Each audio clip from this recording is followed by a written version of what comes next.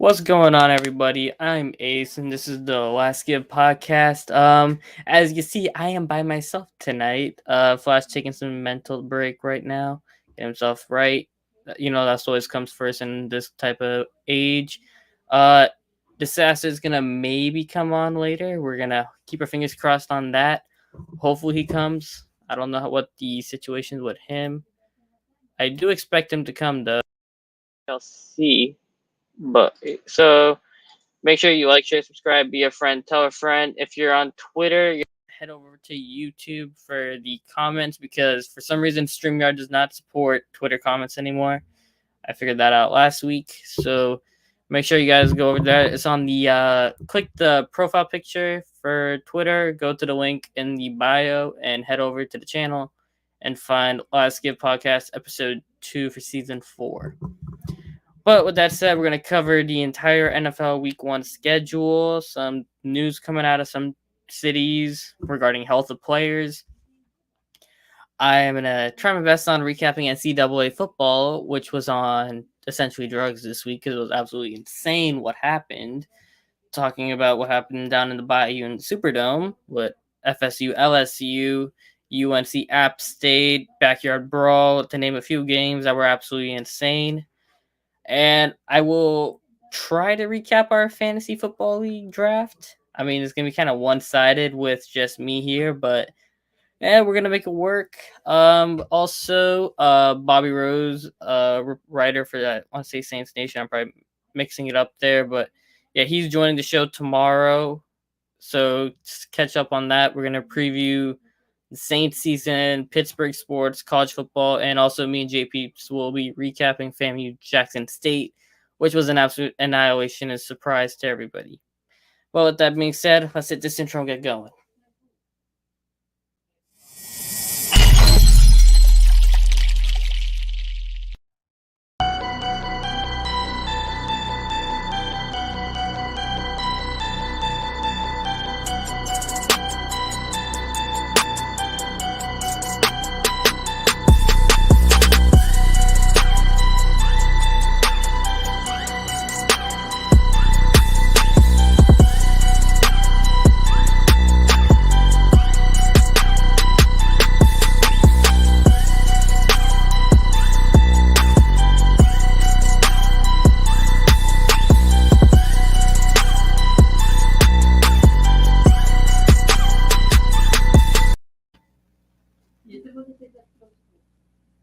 All right, I have retweeted trying to do the We Live tweet, but let's head over to switching the background so we can start our kickoff segment.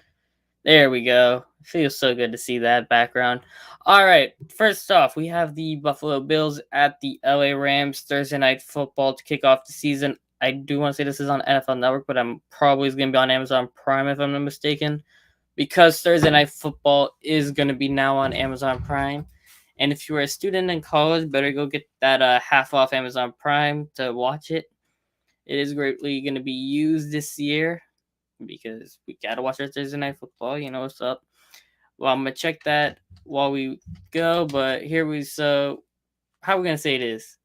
The Buffalo Bills are one of the top 3 teams, I will say, that are going to be competing and expectations for the Super Bowl. And for this matchup of Ramsey versus Diggs, that's a good question. Bills added Von Miller, Rams added Bobby Wagner, best linebacker in the game versus one of the top pass rushers career-wise. I don't know about right now. He was pretty good in the Super Bowl last year with the Rams. We shall see. The matchup of Ramsey versus Diggs is so interesting to watch because I have a feeling they're going to give Ramsey an island versus Diggs because we know Stefon's so good. Cole Beasley's not there in Buffalo anymore. But we did see mini Jerry Rice go off in the playoffs against Kansas City Chiefs last year with Gabriel Davis. And that man you got to keep an eye on. He's going to be one of the most watched players, I will say, coming into this year because of the expectations for him to step up into that number 2 role. Emmanuel Sanders also gone. So, Josh Allen's still going to be dynamic threat on the ground and in the air. But Dawson Knox is also back. rest in peace, his little brother. He died tragically. So hopefully he's in the right mindset to go. No, he just joined back the team. I want to say this week or late last week. But yeah, I mean, looking back, it's gonna be a great opening night, I should say, with the banner raising. Two like high profile teams, like very high profile, top both I'd say top 5, probably top 3 actually, between the Bills, the the Bengals and the Rams. You know, Bengals and Rams have to be in there because they were the Super Bowl last year. And also, I honestly think they are still top 3 teams in the NFL. So you can't expect much. You can't expect any less than perfection if you're a fan, but also you're getting spoiled tonight on Thursday night, not tomorrow night. For some reason, I don't know why I thought tonight was Wednesday. I wish I was thinking. I wish it was Wednesday already. But yeah, I'm gonna say that's really what we gotta expect from this game. So moving on to the I want to say Stink Bastards hate week started for Bucks fans, but also hate week started for Saints fans and Falcon fans who actually despise each other for that rivalry week. Michael Thomas is expected to be a full go. No snap count restrictions on him. Mark Ingram switching back to number 22 after the Chauncey Gardner-Johnson trade. Drake London's back at practice for the Atlanta Falcons. I really can't say much for the Falcons because nothing's really happened with them. I mean, you got Calvin Ridley gone for the year, but the defense is just AJ Terrell, Grady Jarrett, and Deion Jones. There's not much else there. You got Marcus Mariota, but do you expect that much out of him? I mean, it's a 2015 Week 1 2015 NFL season Week 1 opener rematch of Jameis Winston versus Marcus Mariota. So Mariota did get the best of Jameis that game, but what you can expect is rookies back then. This is what 7 years now. 7 years now later. I mean, it's gonna be a great game if you're fans of both teams, but if you're not a fan of both teams, I wouldn't pay too much attention to it.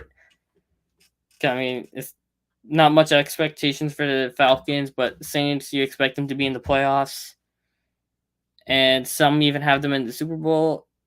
I haven't figured out that part yet. I got to see how the health of Michael Thomas works, but yeah, Mariota wins in round 2. Honestly, I think they played each other a second time already, so I want to say this is round 3, if I'm not mistaken. But I don't know what you can do about it. It's gonna be Jameis's. Well, he did play the last week of the preseason against the Chargers, but this will be his first game, like actual game action since tearing the ACL. So we got to see how he moves. And one thing I did like in the preseason, it was a tweet that came out. If you watched the breakdown of it, was Jameis shortening up his drop back stance, because me and JP was talking about this a while back. I want to say a couple weeks ago on the Run and Gun podcast with Fifth Quarter FAMU. We were talking about how Jameis had that baseball wind up throw with the far part legs and his base stance, and that led to his short accuracy issues. So it's going to be interesting to see if his change in his football drop back stance is going to change his short yardage throwing accuracy. You know, you got a guy like Jarvis Landry now working the slot who's very prolific in what he does and finding open spaces in the zones and making mismatches with himself and his size. Well, he's more of a shorter receiver, not so much the anti matchup with size, if you know what I mean, where he uses his smaller stature and shiftiness to get open better than if he was a big guy in the middle. Chris Olave is ranked the number 5 wide receiver on the depth chart, but do not panic. That is every year with the Saints. The rookies always get the last spot on the depth chart. It's more of a sign of respect to the veterans than it is say on the rookie's talent and his expected role for the season. So, you're gonna just don't panic if you're a fantasy owner of Chris Olave like myself.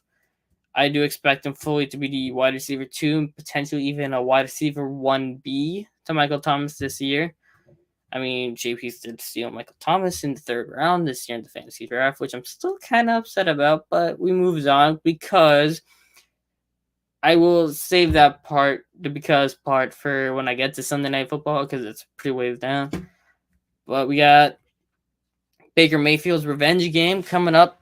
Is going to be Browns Panthers. I'm actually surprised. People are actually taking the Panthers to win the NFC South now for some reason. I don't know where this came from.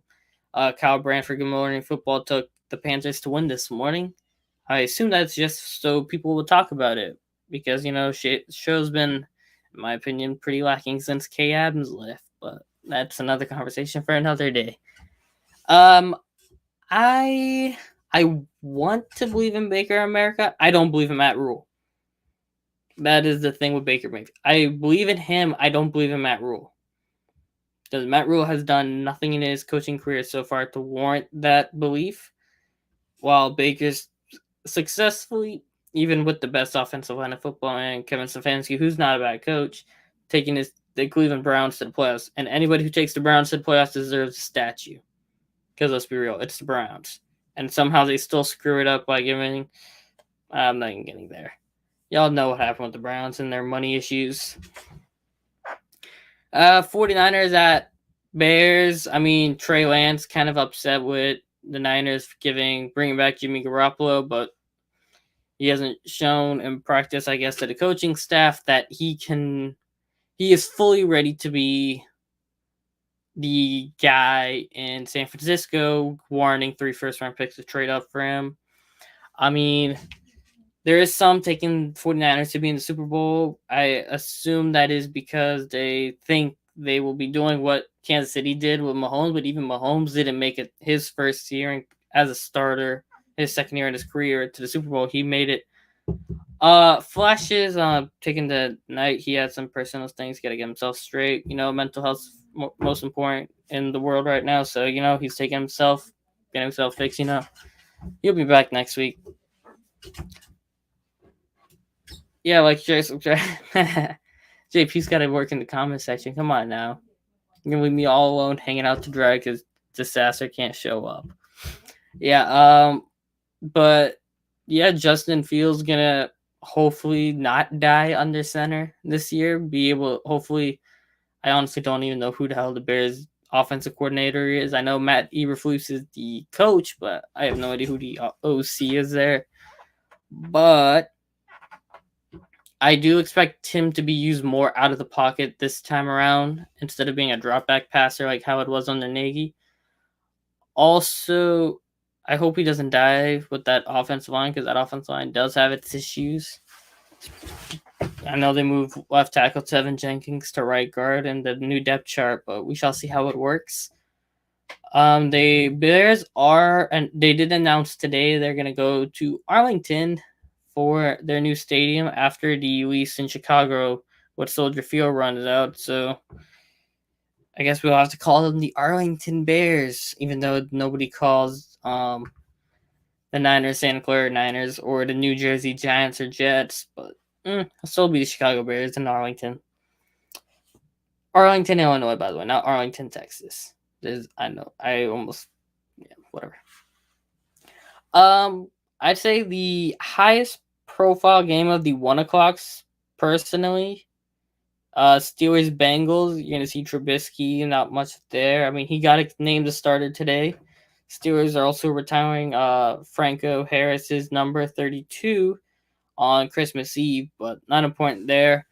Steelers season depends, I'd say, mostly on the offensive line's play and the health of Najee Harris more so than the quarterback, because I think either Trubisky or Pickett, no matter who's the quarterback, I think Mike Tomlin will protect them enough where they won't be able to hurt the team, because I know with Ben, he was at the very max limit that there would be before you start hurting your team. Well, instead of hurting the team, you're helping, like being a positive asset. Comment. I'm checking that. Who's gonna be the biggest surprise to you in the NFL? Honestly, the Baltimore Ravens. I'm gonna get to them in a bit. because I know Ravens didn't make the playoffs last year. I do fully expect them to make it this year because that defense on paper is one of the best, especially in that secondary between Marlon Humphrey, Marcus Peters, Kyle Hamilton, and Marcus Williams. I do fully expect the Ravens to be back. I was kind of expecting Lamar to get either a contract extension or get traded today because it's kind of just an awkward situation to not have your franchise guy, the youngest player to ever win an MVP, not get a contract extension. But it's not because the Ravens won't offer. I think it's more Lamar's trying to get that guaranteed money because of how he plays. He wants that long-term securement of money he's guaranteed to get. So I don't blame him, but I also think he should have a limit and say, okay, fine, I will take what you're offering so I can get myself financially secured and not risk or not pulling into Marcus Cousins per se and trying to place your bets on getting paid the next year and then getting hurt and then you're never ever getting that payday. I don't want that to happen to Lamar, which is why I say get your pay now. But going back to the Bengals now, side of the Steelers Bengals game, I would say I do expect I kind of expect to see them also probably back AFC divisional round at the minimum, and I think they are going to be in this. That's my pick to come out of the AFC again. I do think the additions to the offensive line and not losing anybody major, either offense or defense, beside Jesse Bates' situation. I mean, that team is exactly the same, and I think another year for Jamar and Burrow and the offensive line being entirely revamped and healthy. I think they can make a run again and give some headaches to the teams in the AFC, especially like the Bills. But going now to the Eagles and Lions, Eagles essentially got a brand new team almost. I mean, they added AJ Brown and Chauncey Gardner Johnson, Jordan Davis, a bunch of other guys coming in. So they said Hurts looking sharp. I mean, I expect he should be able to take a next step this year and prove he's the number one guy. Because Philadelphia also has, I think, two firsts this year. 2 or 3 firsts this year. I know they're keeping their options open, especially with this loaded quarterback class coming. So it's going to be interesting to see how Hurts plays. I mean, that's going to be what a lot of the big media is talking about. But, I mean, what you're going to say? I expect the Lions to win more than 2 games this year. I hope they win at least 5. I mean, Aiden Hutchinson looks like a beast. Jeff Okudah's finally healthy. So let's see if he gets his career on track. But, I mean, Jameson Williams is going to be a fantasy winner, I think, because you saw how Amon-Ra St. Brown came off so late in the season. He just went on an absolute tear and won a couple of guys their leagues. I think Jameson Williams is going to do that this year with Amon-Ra. So the Lions got the base for a team. They got the offensive line. They got the receivers. They got the defensive line. It's secondary and quarterback plays what's the biggest concerns for the Lions. So we shall see how it works. But man, JP's call Sasser, man. He needs to get his butt over here. I ain't doing this by myself. This is a lot. Anyways, where we are. Colts, Texans. I mean, Mr. Texans, Damian Pierce. Everybody gonna watch that game just to see how Pierce does for fantasy purposes. Matt Ryan. I mean, what the hell is Matt Ryan? Matty Trash, not Matty Ice. Stephon Gilmore, I'm interested to see because both the 2019 Offensive Player of the Year and Defensive Player of the Years are finally healthy since they've won. They've both played probably less than 20 games out of like 30 something between the 2 seasons. So it's going to be interesting to see how both play and their health wise and performance. So Alec Pierce is a guy I keep an eye on for fantasy purposes because I think he'd be a PPR machine. Pats, Dolphins, I mean, the Patriots got serious questions because they don't have a clear-cut offensive coordinator. Matt Patricia and Joe Judge, both terrible head coaches, are back with the team. And, I mean, what you going to say? I mean, Devontae Parker is the number one receiver over there. I mean, that's just Tyquan Thornton's out for the first 6 weeks. They're rookies, so what you gonna do about that? On the other side, the Dolphins, a lot of positivity around that franchise, considering the off the field stuff going on in ownership. You got Mike McDaniel, Tua ready to rock and roll with their first year together. Tua's in a prove it year, also like Hurts, both Alabama quarterbacks in prove it years. Ironically, Tyreek Hill looks to get back to form. Last year was kind of a down year in fantasy and statistically for him, so it'd be interesting to see if he gets back to form even without the deep balls coming, like because of Tua's lack of a deep ball, as clearly stated. I mean, his one deep ball in the preseason was also underthrown, so I mean that didn't help his case either.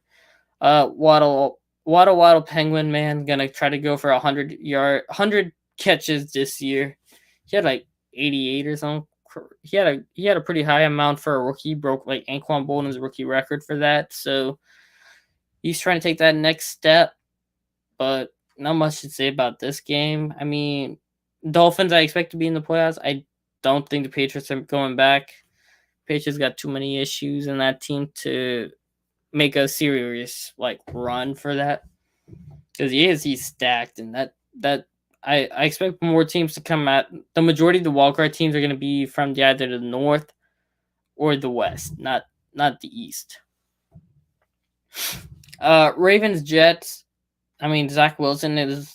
They're saying is probably gonna be back this week, but I mean, he's probably gonna be screwing. Let me not. He'll probably get his powers back. Who knows? To come back, maybe shock the Ravens. I don't know. CJ Mosley revenge game. Lamar, we already talked about his offer. Ronnie Stanley is back at practice after 2 years of leg injuries. So that would be a big addition for the Ravens to see how that works. We got Giants tight. No, wait. I skipped Jags Commanders. That game, let me just try. I wouldn't even watch this game.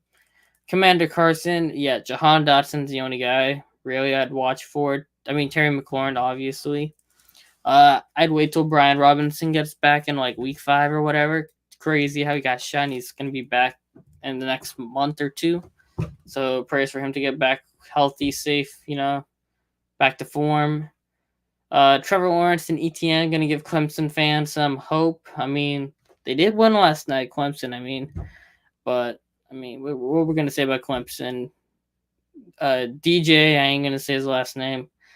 He hasn't been all that they've hoped and dreamed he was going to be to succeed Trevor Lawrence. So hopefully they get some things. See, we transition over to the college football, but I'm going to just brush up on the last couple of games. Giants, Titans, yeah, whatever. Saquon, I hope, gets back to RB1 form. Titans are going to run the ball 50 times. Nobody cares. Chiefs, Cardinals, Mahomes, better hope Juju gets 1,000 yards. I do think he will. I've been a known Juju hater, but I think he will get 1,000 yards. Sky Moore might come on late. Running backs I wouldn't touch but Mahomes will carry that team with Travis Kelce. Kyler and Marquise Brown better hope they could win past week 8. I won't talk about the Cardinals until week 8 because that's when they fall off. Raiders, Chargers, if Brandon Staley don't make the playoffs, Sean Payton's going to Los Angeles. That's all I got to say about that. Raiders better use Josh Jacobs like a dual threat and not just a pure running back because he can do both. That's Devontae Adams going to carry Derek Carr, even though Derek Carr is massively overpaid. Let's see if Adams makes him be worth that contract. Packers, Vikings, Justin Jefferson, better hope. I hope he continues. I got him in fantasy, so hopefully Kevin O'Connell uses him like Cooper Kupp. Aaron Jones is wide receiver 1 for the Packers right now because Lazard's going to be out. So it's either Jones or Romeo Doubs is going to be wide receiver 1. But, yeah, that's all there is for that game of the week. Bucks, Cowboys, Sunday Night Football. Godwin is expected to play week 1, but he will be under a snap count according to Rap Sheet. So I wouldn't start him in fantasy purposes. I'll talk about that later on. Cowboys, I think they're gonna get CeeDee Lamb to get over 1,100 yards. I'm gonna give him 10 touchdowns also. But Broncos Seahawks, I mean, I'm only talking about the Broncos. Seahawks are gonna be tanky for Bryce Young this year, so who cares about them? Russ is gonna be dominating. Hopefully, Tyler Lockett wants the Seahawks fans to cheer him, but I don't think they'll cheer him like the first half of the game. But once they start getting blown out, they'll start booing probably. But yeah, he's gonna be trying to be the fifth quarterback to beat all 32 teams. Favre, Manning, Breeze, Brady. Yeah, it's four. So yeah, Russ is gonna try to be the fifth one to beat all 32 teams. That being said, let us move on to college football and pure insanity week. That was week 1. Where to start? You want to start with the two teams back there? Let's start with the two teams back there. All right, Georgia Bulldogs. I mean, my boy Flash, he did call it. Bo Nix, 2 picks. What do you expect? Not much. Bo Nix is a fraud. I mean, I don't know why Oregon fans were hyping this man up. Pure trash. I mean, what we're going to say. Even the Oregon offensive coordinator, I don't know if that was a meme video or what. Yeah, Bo Nix played terrible. Georgia played great, but Georgia is also number 2 now in the country. I think that's what the new AP poll put them at. They jumped Ohio State to number 2. Nah, Bo Nix ain't that guy for Oregon. Forget that question. Yeah, Michael Penix, University of Washington, former Tampa Bay Tech boy, 813 native, threw 4 TDs in his first game there. Washington football looks solid. Maybe potentially legit contenders to the Pac-12. I mean, Utah didn't look all that great. I mean, not much in the Pac-12 right now. USC did play kind of meh. I mean, they did turn it on in the second half. They did start off rocky, but what do you expect from a new coach, new quarterback? But Ohio State did struggle for the most part against Notre Dame. Turned it on late. JNS was out, got hurt early. Expected to be back maybe for week 2. They haven't said yet on that status. But kind of disappointing for the top receivers. My top 3 receivers for the draft. Keyshawn Wood was terrible. I'll talk about him in a minute. JNS got hurt. You didn't get to see much of him. Jordan Addison only had like 5 catches for 54 yards and a TD. He wasn't all that outstanding either. But, I mean, we're going to talk about bad. Whew. Let's talk about the USF Cavs. As you know, baby bulls are called calves. So, plural calves. Yeah, the USF, they're no longer the Bulls, they're the Cavs. They put like some real babies out there against BYU and the Mormons. Got them out, punched on the first play from scrimmage. I mean, come on, you can't allow touchdowns on the first play of the game and expect to win. Like, that is not a recipe for success. Me and Flash will talk about this more next week when he's back. And yeah, this question right here, I mean, it's kind of rhetorical because we all know the answer. Yeah, they're broken beyond repair. It's not even much of a question. I mean, even the players know it. They said, I mean, truth gonna come out eventually. I mean, I don't expect Jeff Scott to be there at the end of the year, all $5 million worth of his sorry, but gonna be there. I doubt it. I mean, hopefully he's gone.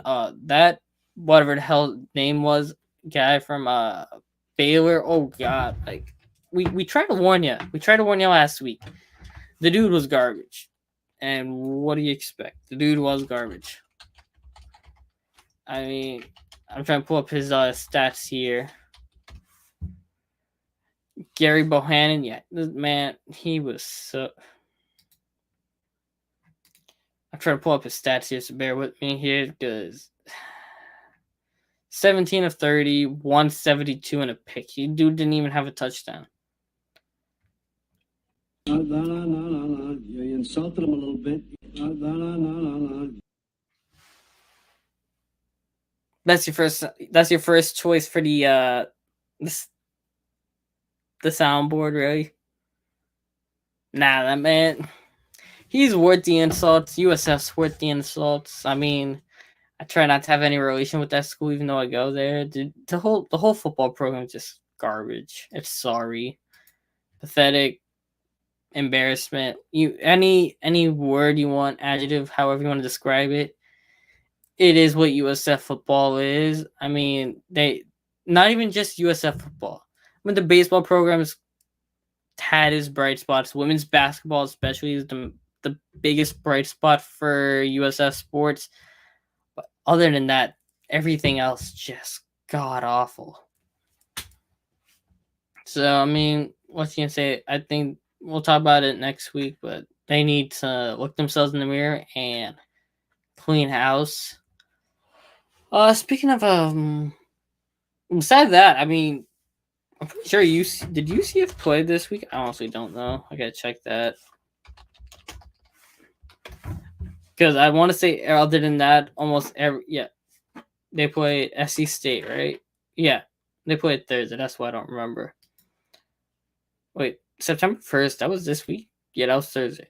Why am I going crazy here? Talking too long, probably.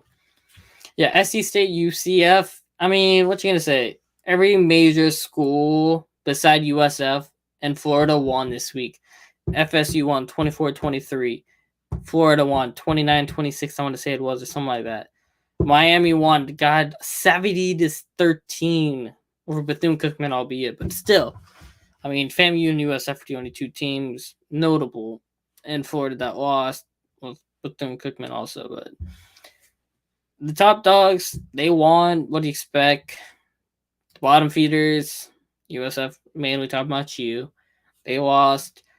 UF, but I gotta say, UF, I picked them to win this game after trashing them like earlier on because I thought about it, and I said Anthony Richardson is how do I say this? So you know they have like Walmart brand stuff, but then they also have like the same Walmart brand stuff selling in like the mall and like Nordstrom and stuff. I swear to God, Anthony Richardson is the Nordstrom version of Taysom Hill. Like he's literally the what Champagne hoped Taysom Hill would be is what Anthony Richardson is. Like a pure physical dual threat beast. Like 49ers kind of hope that's what Trey Lance is, but Anthony Richardson is literally a tank with a cannon arm that can actually play. And Ashton's got a good question right here. I'm trying to see if he pulls it up in a minute before I get to this question right here. I gotta say Florida, and the reason is, I mean, Utah from the West, not used to the Southern heat and all that, but they were a ranked team in Florida. Florida did come in, and they did play very well. I gotta say that. FSU, my biggest knock on them is, and I'm gonna get to it later. Actually, I might as well get to it right now because I have it right next to each other. So let me talk about this. FSU, my biggest thing with them is their second half defense just sucks. When it matters most, their defense does not hold. They need one stop, 99 yards. You allow LSU to go 99 yards in under 2 minutes and get a touchdown and be a kick, not a kicker, away from tying that game and sending it to overtime.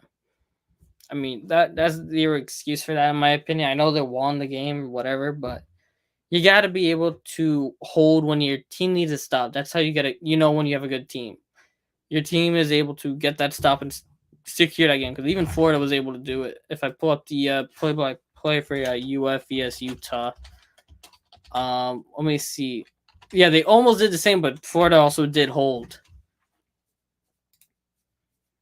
I'm trying to see if I could find the play-by-play, but I don't know if I'm gonna get it at this time. Probably not. But how do I get to? I can't find the play-by-play, but I know Florida got the stopped when they needed it, essentially, to close that game out. But I have to look it up and get back to you on that. I don't want to give like false things, but I'm pretty sure they've closed it out and didn't allow it to be a fingertip away and some luck from causing you, because they won off of INT. I mean, what do you like?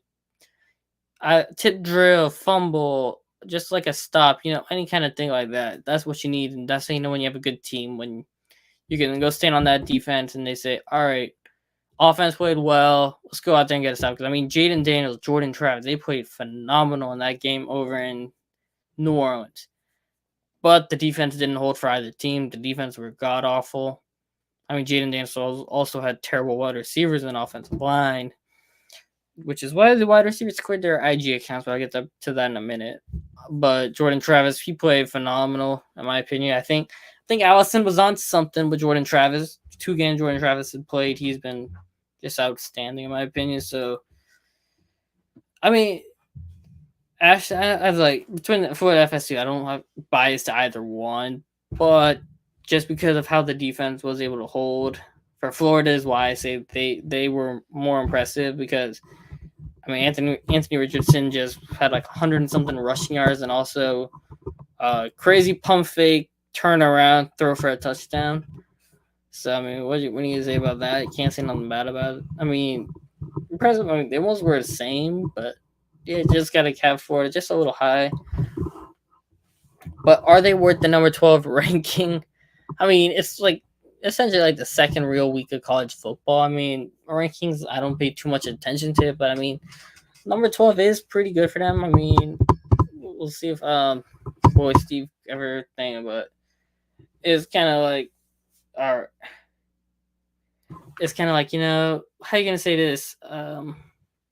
You got the teams. It's kind of like Notre Dame was like number 5. I mean, last year, it's like you expect them are worth number 5. No, but they are there because they won a game that was surprising, kind of an upset essentially because you beat a ranked team, and you did so not like just like a lucky play or something. You battled them the whole game and you won. I mean, that's a fair way to say, okay, let's get them in there and give them see if they hold on to that spot. If they hold on to the spot, okay, no harm, no foul. They lose, you just bump them out of the top. You drop them to 20s, like 24, something like that.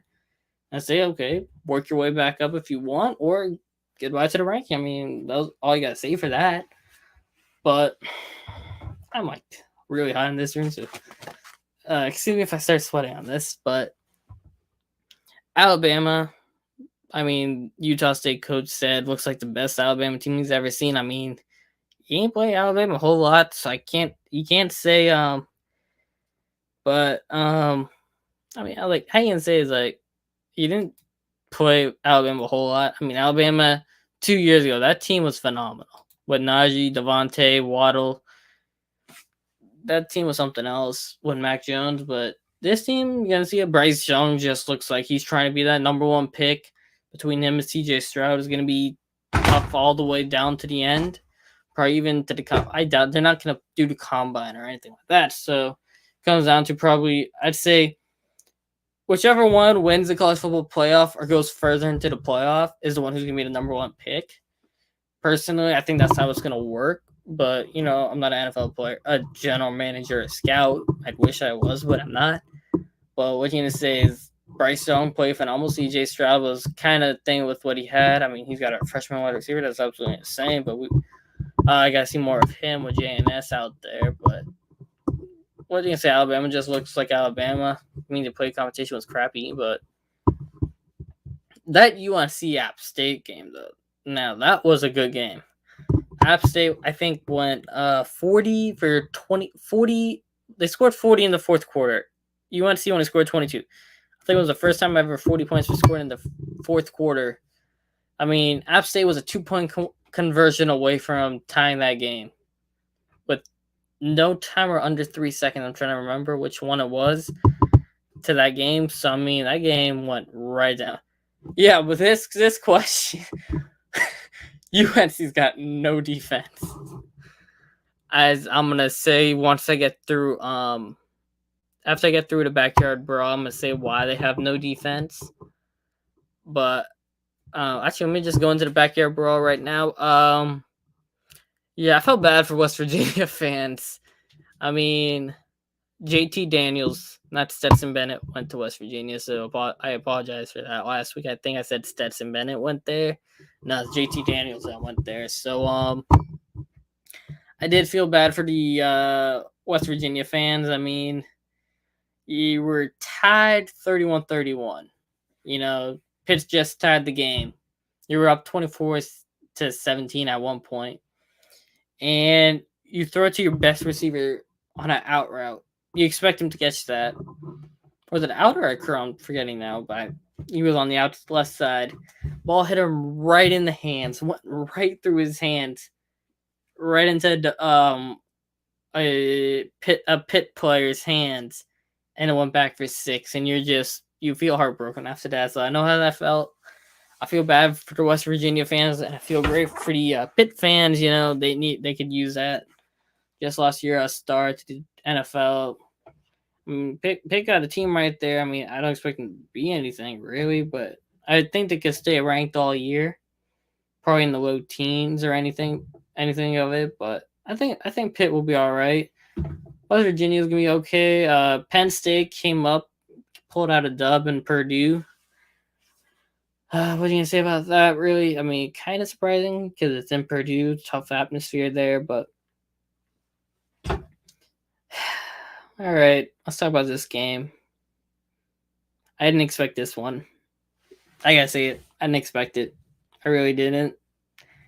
Jackson State, all the credit in the world to you guys. You played phenomenal. I know you guys got a really rough and horrible situation going on in Mississippi, Jackson, Mississippi right now.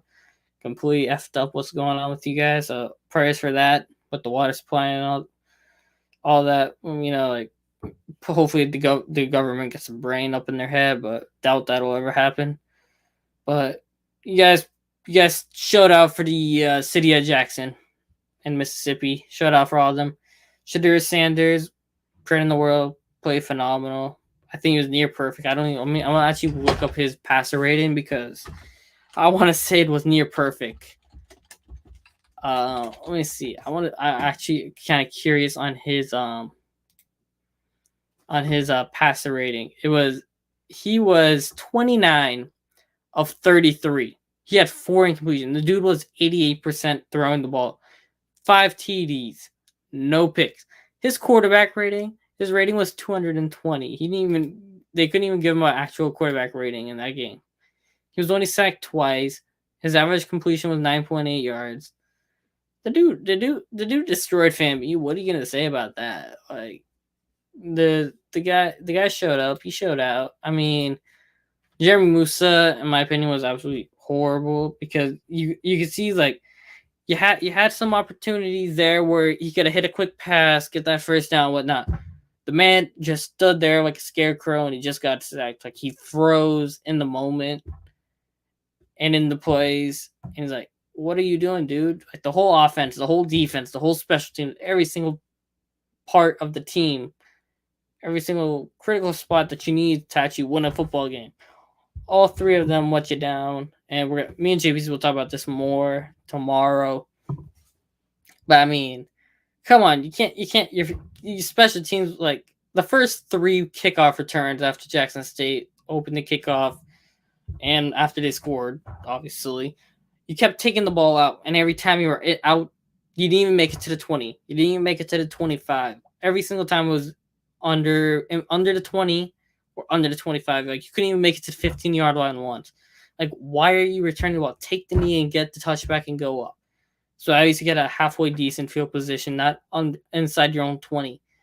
Like your special teams were garbage.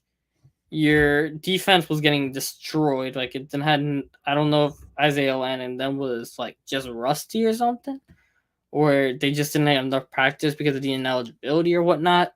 But it's like nothing was in sync in that team on any aspect of the team. So you're like, okay, what do we do? But you gotta look yourself in the mirror, get yourself straight. What was JP said? What was it? 72-hour rule? I didn't even remember what the rule was, but I mean, what you gonna say? You gotta get yourself. You gotta look yourself in the mirror, but do it fast. And 12-hour rule. Thank you, J Beeps. 12-hour rule, not 72 hours. But you got a game coming up. I want to say Albany State's up next. Yeah, Albany State's up next. You can't lose that. You can't go 0-3. Otherwise, you're gonna kiss the SES playoffs goodbye. I did say they probably gonna. I don't know if they beat SC State, but looking at the rest of the schedule, I mean, it's not a terrible schedule. I mean, the key games I had to look at are probably the SC State, the Southern, and the Alabama A&M games. So I mean, it's not out of the woods yet. You did lose your first 2 games last year between Jackson State and USF. So I mean, it's not like you're over yet, but you can't have another performance like that. But um, I know Flash would have liked to apologize for the downtime thing if he was here, so I'll do it for him. Sorry, prime time for that. I mean, it's just the white trash talking or whatever. But what you gonna do about it? But with that being said, I mean, let's go over the hot topics. I got a little bit of stuff I'll talk about. I want to talk about FIBA World Cup with Franz Wagner and all that. So, JP will take it over to that. Yeah, I mean, 45 minutes in, we're not doing too bad. My voice is kind of dropping out here, but we're holding on. Yeah. So as you know, the Eurobasket FIBA World Cup's going on. So I'm trying to pull up is Eurobasket right here, Eurobasket 2022. I want to talk about Franz Wagner. This man he is legit destroying it right now. I mean, just 2 days ago in his game against Lithuania, he had 32 points, 8 rebounds. I mean, I think today he was guarding Luka. I want to say it was. I'm trying to see if I can find the game log for this today, but I don't know where I'm looking at. This website's kind of trippy here. FIBA basketball. God, this whole website kind of sucks. Oh man. But yeah, gist of it is I don't know if they have any news articles on it for today. No, they don't got anything for today, but I keep your eye out if you're watching NBA. Keep your eye out for Franz Wagner and the Orlando Magic. Paulo's coming in. Franz Wagner's gonna be there. Markelle Fultz is finally healthy off season. Cole Anthony's still there. I mean, I do prefer if Cole came off the bench as a Lou Williams type player and just go off on the bench players. But if need be, I'm fine with him starting again with Markelle. But I mean, Donovan Mitchell traded to the the Cleveland Cavaliers for Lauri Markkanen, Colin Sexton, 3 first-round picks, and 2 pick swaps, I want to say it was. Kind of an overpay, but considering you didn't give up Garland, Okoro, Mobley, Allen, any of the big dogs, I mean, you still got Ricky Rubio coming off the bench to be a vet presence. So, boy, if I bet if you was a FAMU grad ace, you would be red hot pissed with that. Honestly, probably, yeah. I mean, I tell you, I try not to get too much involved when in non-professional sports because I'll take it too serious, and then you feel like Friday you're ruined, Saturday you're ruined, Sunday you're ruined. I just try to choose to just have Sunday ruined when the Saints just trash me over, instead of dealing with high school trashing me over, Fridays college trashing me over on Saturdays. But I'm fine with getting into the FAMU stuff. But yeah, that game was just it wasn't. They didn't play like when a team is good, like a person's good, and they don't live up to their expectation, or they don't do what you expect them to be doing because they can do better. It just makes you mad, and I think that's how a lot of FAMU fans, like Rattler Nation in general, felt when they watched the Orange Blossom Classic, because they know that team can do so much better, and they just were so god awful, and just looked like they weren't ready for the moment, or the South Beach vibes just caught up to them, or I don't know what, but they just weren't ready for that game. They came out, got punched in the first drive. Jackson State went right down, punched him right in the mouth. Shadur just diced. I think Shadur went perfect on that drive. I mean, yeah, you can't let that happen. Shadur only had 4 incompletions that whole game. So, I mean, what you can do about that? But yeah, back to the Cavs talk, I do expect Cavs to be a top 4 team in the East. I mean, who do I see them booting out? I mean, I gotta look up who the top 4 teams was. So that would be 2021 NBA playoffs. And no, 2021 was Bucks, and it'll be 2022 playoffs, right? I gotta check that now. Yeah, it looks like 2022 playoffs, right? Everything here just looks off. Yeah, okay, so top 4 teams were Miami, Philadelphia, Boston, and Milwaukee. I honestly, in my opinion, do not think Miami's the number 1 seed in the East this year. I think it'll be between Boston and Milwaukee, and then Philadelphia will be the other spot, and then I think Cleveland takes that 4th spot. Miami goes, I think, 5.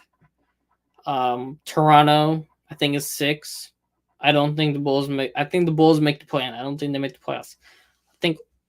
I think Atlanta is number 7, and then I think Orlando's number 8, or Orlando's somewhere between 8 and 10, and Brooklyn's a bottom team again, like between 7 and 8, or 7 and 10, depending on if Kyrie and KD ever get traded, which who knows at this point if that happens, but I mean, what you gonna do about it? Also, what was I gonna say?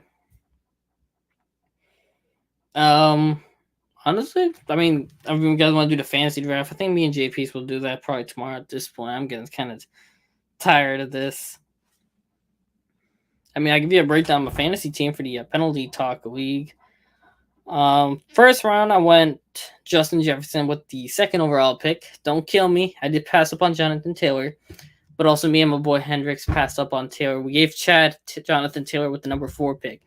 This fantasy team, honestly, it might be a league, a meme league. I might say, GP, if you want to do another league as like a real one, but 10 teams in it instead. And hopefully we're not just memeing around in the draft, because, I mean, I was looking at my team and I'm like, what the hell? This team is just like, you got Jefferson with your 1st round pick, Kamara with your 2nd round pick, Tyreek Hill with your 3rd round pick, James Conner with your 4th, Jalen Hurts with your 5th, Chris Godwin, for crying out loud, with your 6th, Damian Pierce, Josh Jacobs, Chris Olave, Devontae Smith, Saints defense. I mean, like, amount of players they pushed down on or good value picks. Like, what you can do with that? That was like 3 players for me. I think J Peeps also, if you want J Peeps' team. I mean, I'm gonna give it quick on J Peeps. J Peeps won Jamar Chase 1st round. I don't blame him for that. I want to say he won Tom Brady 2nd round, to be honest with you. Yeah, he did go Tom Brady 2nd round, Michael Thomas 3rd round, Cam Akers 4th, Darren Waller 5th. I mean, not bad, to be honest with you. Pickens and Julio are 2 wild cards. But I think Michael Thomas will be a wide receiver 1 for him, so I think his wide receivers are loaded. We'll talk about it tomorrow and get his thoughts on it. But yeah, I mean, the league will be interesting. I got another one tomorrow at 9. But let's hit this outro part so I can wrap it up under an hour. Thanks, guys, for the solo Last Gift podcast. I hope Flash gets himself ready to come back next week, recharged and ready to go. We know Flash brings that juice that I don't have. He brings that flair, you know what I mean? Like, he got that vibes. It's good for media. So yeah, make sure you like, share, subscribe, be a friend, tell a friend. I mean, what you gonna say? It was a fun episode for me. I mean, JP's had a couple things in the comment, but Ashton, thanks for a lot for the keeping the convo going. So didn't get too stale. Make sure you tune in tomorrow.